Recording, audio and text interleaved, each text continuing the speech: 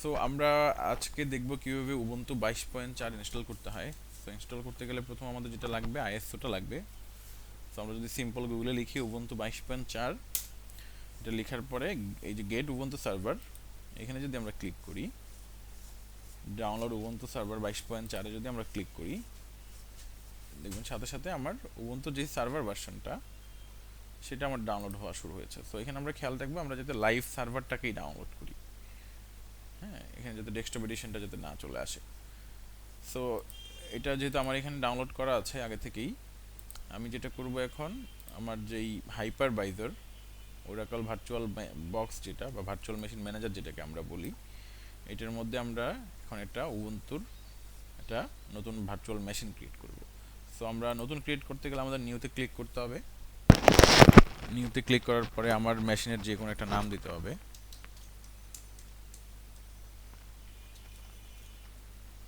আমি উবুন্টু 22.4 দিলাম, আপনি আপনার রিকমেন্ডেড যে কোনো নাম আপনি ইউজ করতে পারেন। তারপরে এখানে হচ্ছে যে ফোল্ডার।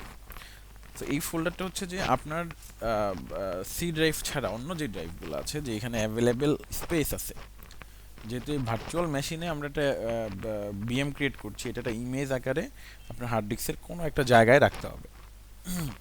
সো আমরা এই ফোল্ডারটাকে আমাদের সেই লোকেশনটা দেখাই দিব যে এখানে আমাদের অ্যাভেলেবেল স্পেস আছে। সো আমার এখানে বাই ডিফল্ট যেহেতু আমি লিনাক্স ইউজার, আমার এখানে হোমের আন্ডার হিমোর মধ্যে অ্যাভেলেবেল স্পেস আছে বিধে আমি সেখানেই সিলেক্ট করছি। তারপরে এখানে আইএসও ইমেজ, এই আইএসও ইমেজে আমরা দেখাই দিব যে উবুন্টু 22.4-এর লাইভ সার্ভার, যেটা কিনা আমি একটু আগে ডাউনলোড করলাম। সো এটা আপনার যেই ফোল্ডারে থাকবে সেখান থেকে এটাকে ডিটেক্ট করাই দিতে হবে। তারপরে কি আনঅ্যাটেন্ডেন্ট ইনস্টলেশন, যেটা আননেসেসারি ইনস্টলেশন, এটাকে আমরা স্কিপ করে যাব। স্কিপ করে আমরা নেক্সট করব। সো এইখানে ভেজ মেমোরি এবং প্রসেসর মানে র্যাম আর হচ্ছে যে প্রসেসর এখানে সিলেক্ট করতে হয়। সো এখানে রেড পোর্শন যতটুকু দেখাচ্ছে এর আগ পর্যন্ত মানে গ্রিন পোর্শনটুকু হচ্ছে আপনার জন্য সেফ। সো আমি এখানে গ্রিন পোর্শনের প্রায় হাফ আমি নিয়ে নিলাম। প্রসেসর আমি দুই কোরের প্রসেসর আমি নিলাম। তারপর আমি নেক্সট করব। এখানে হচ্ছে যে disk create virtual hard disk now. So এখানে 25 GB বাই ডিফল্ট আছে, আমরা এটাকে আমাদের রিকোয়ারমেন্ট ধরেন 40, আমরা 40 GB নিলাম। আপনি চাইলে আপনার যদি বেশি অ্যাভেলেবেল স্পেস থাকে আপনি নিতে পারেন, অসুবিধা নাই। সো নেক্সট করলাম, এখানে আমাকে একটা সামারি দিচ্ছে যে উবুন্টুর আমার মেশিনের নাম 22.4, মেশিনের ফোল্ডারটা হচ্ছে যে ফোল্ডার আমি রেখেছি, আইএসও ইমেজটা হচ্ছে যে উবুন্টুর 22.4। তারপরে এখানে আমাকে বেস মেমোরি দেখাচ্ছে 4977 মানে 4 GB কিছুটা বেশি, প্রসেসর দেখাচ্ছে 2 কোর এবং ডিস্ক দেখাচ্ছে 40 GB। সো আমি এটাকে ফিনিশ করে দিলাম। সো আমরা এই যে উবুন্তুর এই মেশিনটা আমরা ক্রিয়েট করলাম, বা পাশে দেখেন একদম নিচে উবুন্টু 22.4 নামে একটা মেশিন অলরেডি ক্রিয়েট হয়েছে। এখন এই মেশিনটাতে আমরা কি, এটা তো আমাদের ভার্চুয়াল বক্সে ইনস্টল করা, এটার মধ্যে কোনো ফিজিক্যাল নেটওয়ার্ক ইন্টারফেস নাই।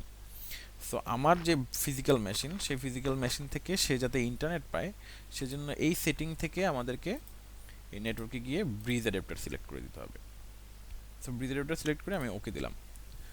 সো আমাদের ব্রিজ মোডে গেলে আমরা কি করতে পারবো, ফিজিক্যাল মেশিন থেকে আমরা ইন্টারফেসটাকে ইন্টারনেট শেয়ার করাইতে পারবো, কারণ এই মেশিনে তো আমরা সার্ভার টার্ভার ইনস্টল করতে হবে।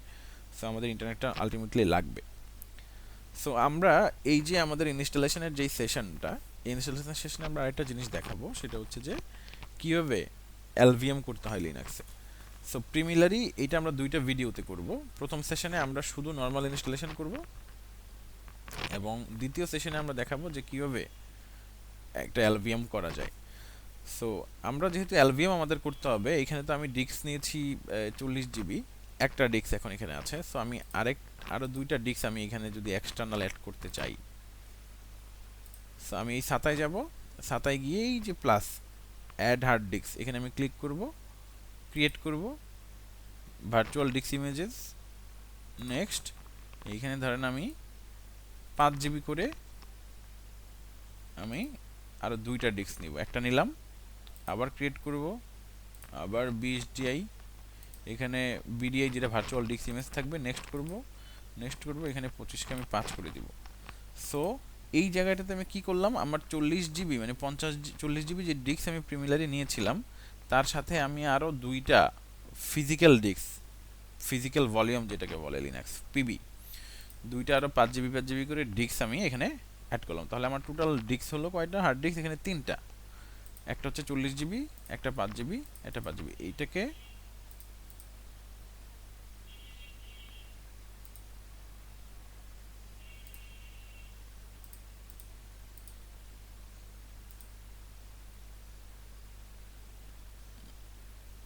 আমরা আরও একটা ডিস্ক সেট করি, যেটা আমাদের বোঝার সুবিধার্থে। ধরেন আমি 5 জিবির বেশি একটা ডিস্ক নেই, তাহলে একটা ডিস্ক নিলাম আমি 10 জিবি। সো ফিনিশ করলাম। সো আমরা আমাদের ডিস্ক সেটিংয়ের কাজটা শেষ করলাম, আমরা ওকে করলাম। এখন দেখেন এখানে 40, 5 এবং 10 তিনটা ডিস্ক আমাকে দেখাচ্ছে। সো তিনটা ফিজিক্যাল ভলিউম আমি অ্যাড করলাম। এই প্রথমে আমরা কি করব, আমরা বিএমটাকে স্টার্ট করে দিব। সো এখানে অপশন আসছে যে try or install Ubuntu server. আমরা যদি ইনস্টল করব, আমরা ট্রাই অর উবুন্টুতে যাব।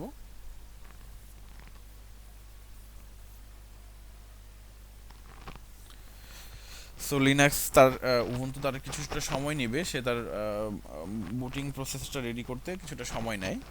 সো এই সময়টা আমরা একটু ওয়েট করি। সো আমরা এখন কি করব, এখন দেখেন যে বুটিং প্রসেসটা শেষ হওয়ার পরে এখানে আমাকে ল্যাঙ্গুয়েজ সিলেক্ট করার কথা বলছে। সো আমরা ইংলিশটাকে সিলেক্ট করব, যেহেতু এটা ইন্টারন্যাশনাল ল্যাঙ্গুয়েজ। আমরা এটাকে ডান করব।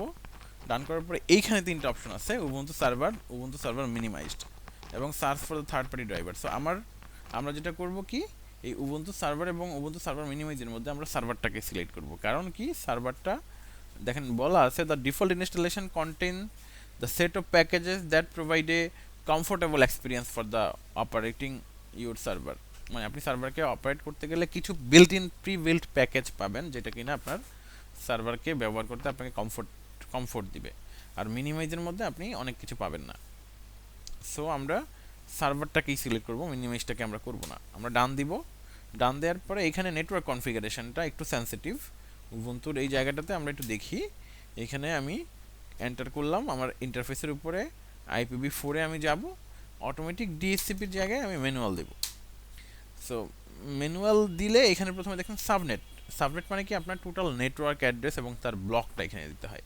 সো আমার বাসার যে রাউটার, সেখানে নেটওয়ার্ক ব্লকটা ডিক্লেয়ার করা 192.168.0.0/24 এর ব্লক এটা।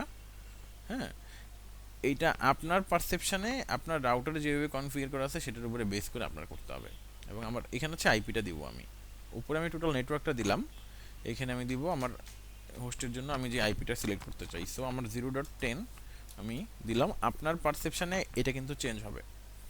সো এটা চেক করে নিতে হবে।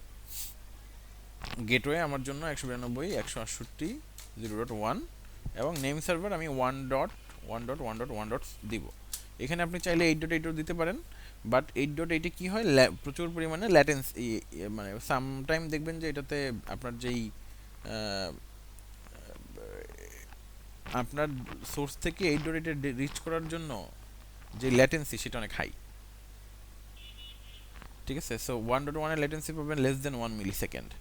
সো 1 হচ্ছে যে ডিএনএস এর জন্য বেস্ট। আমরা সেভ করব। সেভ করার পরে এখানে দেখেন এখন একটা ডান লেখা আসবে। সো আমরা ডান দিব। ডান দেওয়ার পরে আবার ডান দিব। এখানে প্রক্সি অ্যাড্রেস আমাদের কিছু নাই, এখানে আপগ্রেডের কথা বলতেছে। অল্টারনেটিভ কোনো মিররকে আমরা ডান দিয়ে যাব, কন্টিনিউ করব। এবং এখানে ইনস্টলেশন আপডেটের একটা অপশন আছে, এটা হচ্ছে কন্টিনিউ উইদাউট আপডেটিং। সো আমরা আফটার ইনস্টলেশন আমরা আপডেটটা করব, আপগ্রেড আমরা সবই করব। সো এখন আমরা কন্টিনিউ উইদাউট আপগ্রেডিং আমরা দিই। এখন এখানে অটোমেটিক এবং ম্যানুয়াল ইউজ এন্টায়ার ডিস্ক যদি দেন, ও একটা এলভিএম গ্রুপ নিজে নিজে করে নিয়ে আপনাকে এটা দিয়ে দিবে, মানে নিজে করে দিবে। স্যান্টোসের বেলা যেমনটা আমরা দেখেছি যে আমরা যদি অটোমেটিক দিই, সে নিজের মতো করে একটা ডিস্ক ক্যালকুলেট করে নেয়। সো আমরা এখানে কাস্টম স্টোরেজ লেআউটটা দিব, কারণ আমি নিজের হাতে স্টোরেজ কনফিগারেশনটা করতে চাই। সো ডান দেওয়ার পরে এখানে দেখেন যে আমার সবগুলা ডিস্ক কিন্তু এখানে দেখাচ্ছে, 10 জিবি, 5 জিবি, 40 জিবি, তিনটা জিনিসই আমার এখানে দেখাচ্ছে। সো আমি এই 40 জিবির যে ফ্রি ডিস্ক আছে, এটাকে যদি আমি ইউজ করতে চাই,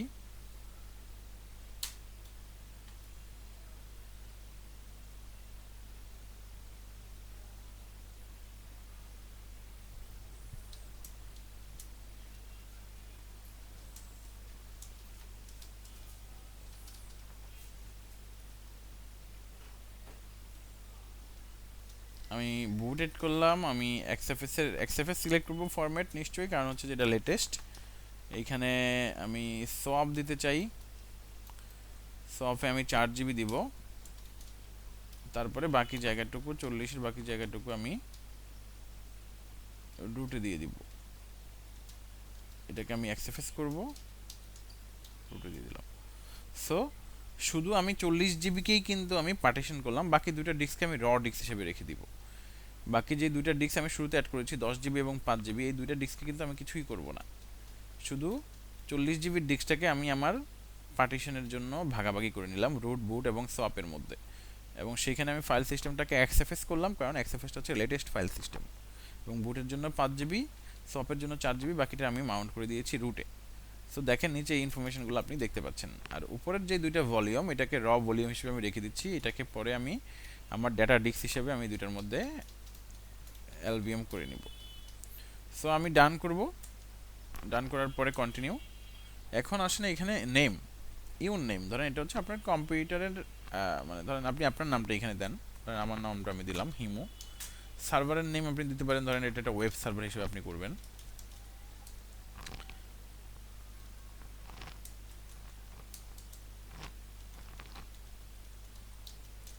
ওয়েব সার্ভার। এবার user name, so user name আপনি যেটা দিতে চান, ধরেন ইউজার নেম আমার নামেই আমি এটা ইউজার করতে চাই। ক্রিয়েট পাসওয়ার্ড, আমি একটা পাসওয়ার্ড এখন দিচ্ছি, ছোটো পাসওয়ার্ড দিচ্ছি, বিকজ এটা টেস্ট এনভায়রনমেন্ট। যখন আপনি লাইভ এনভায়রনমেন্টে কোনো কাজ করতে যাবেন, প্রোডাকশন এনভায়রনমেন্টে, তখন আপনার পাসওয়ার্ডের যে স্ট্রিকনেস, মানে স্ট্যান্ডার্ড পাসওয়ার্ডের যে ফরম্যাট, অ্যাটলিস্ট 12 ক্যারেক্টারের হইতে হবে। এর মধ্যে একটা বড় হাতের অক্ষর থাকতে হবে, একটা ছোটো অক্ষর থাকতে হবে, কিছু স্পেশাল ক্যারেক্টার থাকতে হবে এবং নাম্বার থাকতে হবে। এই মিলে 12 ক্যারেক্টার, যেটাকে আমরা বলি hard to gauge but easy to remember. মানে আপনার মনে রাখতে সহজ, বাট আমাদের যারা অ্যাটাকার বা যারা হ্যাকার আছে ওরা যাতে খুব সহজে গেজ করতে না পারে। সো এখানে বলতেছে যে উবুন্তুর যে প্রো সেটা আপনি নিতে চান কিনা। সো এটাকে আমরা উবুন্টু প্রো নিব না, আমরা স্কিপ ফর নাও করে যাব, কন্টিনিউ। এইখানের এই জায়গাটাতে দেখেন এই যে ইনস্টল এসএসএস সার্ভার, এখানে আপনি স্পেস দিলে এটা দেখেন সিলেক্ট হচ্ছে, আবার স্পেস দিলে উঠে যাচ্ছে। সো স্পেস দিয়ে মাস্ট বি এসএসএস সার্ভারটাকে আপনি ইনস্টল করে যাবেন, নয়তো আপনি এটাকে আবার ম্যানুয়ালি আপনার ইনস্টল করতে হবে। সো এটাকে আমরা আপাতত, যেহেতু আমরা সবাই এন্ট্রি গ্রেডে আছি, আমরা যেহেতু এখনো পর্যন্ত শিখছি, আমরা এটাকে এখনই ইনস্টল করে যাব। ডান দিব, ডান দেওয়ার পরে এখানে অনেকগুলা প্যাকেজেস আছে, এগুলা থাকুক, আমরা এটাকে এই জায়গাটাকে আমরা ডান করে যাব। ডান করে যাওয়ার পরে দেখেন এই যে আমার ইনস্টলেশন প্রসেস ইতিমধ্যে শুরু হয়ে গিয়েছে। সো কিছুক্ষণ সময় এখানে লাগবে, আমরা ততক্ষণ পর্যন্ত একটু ওয়েট করি। সো মোটামুটি আমাদের যেটা হয়েছে, আমাদের অপারেটিং সিস্টেমের ইনস্টলেশনটা কমপ্লিট হয়েছে। দেখেন যে এখানে কিছু কিছু কথা বলা আছে, যে সে ওপেন এসএসএইচ সার্ভার কনফিগার করছে, তারপরে বায়োসের যে ফাইলগুলো সেগুলো সে ইটিসিএফ স্টেপের মধ্যে কিছু জিনিসপত্র ডেপ্লয় করে সে তার ইনস্টলেশন প্রসেসটাকে শেষ করেছে। সো এখন আমরা যদি চাই রিভোট নাও দিতে পারি। তো রিভোট নাও দেওয়ার পরে সে এখন বুটিং প্রসেসে যাবে মেশিন। সো এই অবস্থায় একটা এন্টার প্রেস করবেন, ফেল দেখাবে, সে সিডি রমে কিছু খুঁজে পাবে না, তখন ফেল দেখানোর পরে আপনি একটা এন্টার প্রেস করলে মেশিনটা বুট হওয়া শুরু হয়। সো অলরেডি ইতিমধ্যে আমাদের মেশিন বুট হওয়া শুরু হয়েছে। সো আপনাদের যদি মনে থাকে দেখবেন যে আমরা 3টা ডিস্ক, মানে 3টা ফিজিক্যাল ভলিউম আমরা অ্যাড করেছিলাম, একটা 40 GB, একটা 5 GB এবং একটা 10 GB। সো আমরা শুধু 40 GBটাকে পার্টিশন করে আসছি, বাকি 5 GB এবং 10 GB যে দুইটা ডিস্ক আমাদের হাতে থেকে গেল, এই দুইটা ডিস্ককে আমরা কীভাবে এলভিএম করা যায় সেইটা আমরা নেক্সট কোনো একটা ভিডিওতে আমরা ইনশাল্লাহ ডিসক্রাইব করে দিব। সো এর মধ্যে বুটিং প্রসেসটা হচ্ছে আমার লিনাক্সের।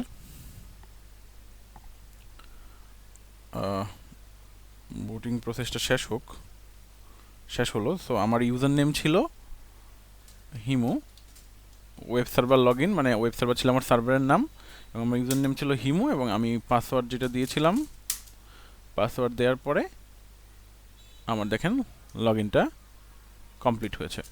সো এখন যদি আমি সুডো সু করি, কিছু স্টার্ট আপ কাজ এখনও সে করছে, সো এটা শেষ হইতে দিই, আমরা একটু ওয়েট করি।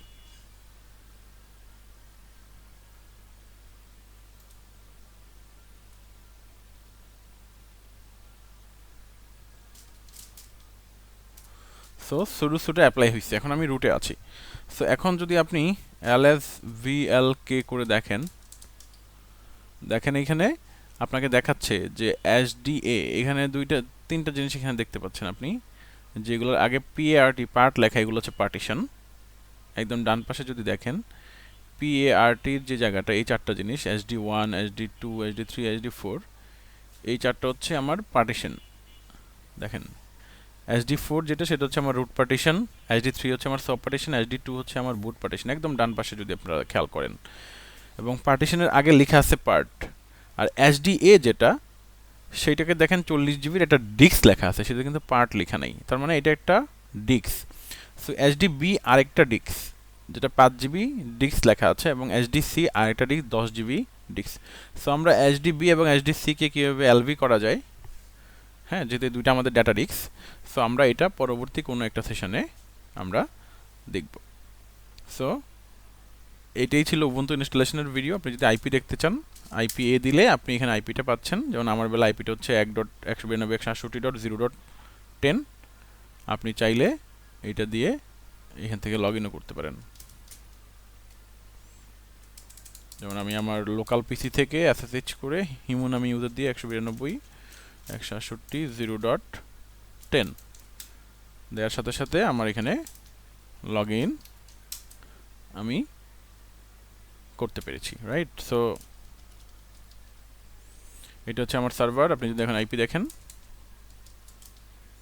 আমার আইপি দেখাচ্ছে 192.168.0.10। LSBL কি করে আমরা আরেকটু দেখি। এখানে এই যে ডিস্ক, আমি আবারও বলছি, SDA আমার ডিস্ক, মানে যেটাকে আমরা বলি পিবি বা ফিজিক্যাল ভলিউম একটা, এই যে আরেকটা ডিস্ক, এই যে SDC আরেকটা ডিস্ক। সো আমার টোটাল ডিস্ক তিনটা, যে তিনটা ডিস্ক আমি একদম আমাদের VM সেট আপ করার সময় বলে দিয়ে এসেছি। এবং এর মধ্যে আমরা শুধু SDA কে আমরা পার্টিশন করার সময় পার্টিশন করেছি, যার কিছু জায়গা আমরা, এই যে দেখেন SDA থেকে SD1, SDA1, SDA2, SDA3, SDA4 চারটা পার্টিশন বের হয়েছে। সো একটা হচ্ছে রুট 31 জিবি, একটা সোয়াপ, একটা বুট, রাইট? আর একটা হচ্ছে যে সিস্টেম পার্টিশন, যেটা জিপিটি, যেটা আমার 1 মেগাবাইটের পার্টিশন ধরে রেখেছে।